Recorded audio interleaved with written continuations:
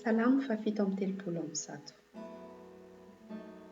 Teo amoron'io Babilona no nipetrahanay sady nitomanianay raha natsiaran'ny jiona. Teo amin'ny hazo malahelo teo afovoan'ny Babilona no nanatonanay ny lokanganay. Fa teo dia nangataka anay hihira izay namabo anay, ary izay nampahory anay nangataka anay hanao fifaliana ka nanao hoe: "Manaova hihira ny jiona eto hanatrehanay."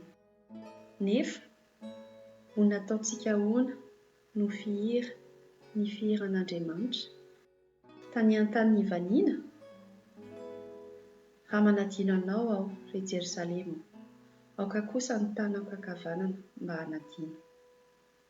Raha tsy mahatsiaro anao aho, aoka ny lelako hiraikitra amin'ny laniny laniko.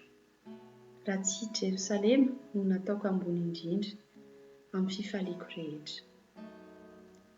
Andriamanitra, tsarovy amin'ny tara-Makedôma ny andron'i Jerosalema, dia ireo izay nanao hoe: raha vao izy hatramin'ny fanorenany. Ry Babilona zanakavavy izay faresy, sambatra izay mamaly anao araka izay nataonao taminay. Sambatra izay maka ny zanakao madinika ka manjera azy ho torotoro amin'ny harambato.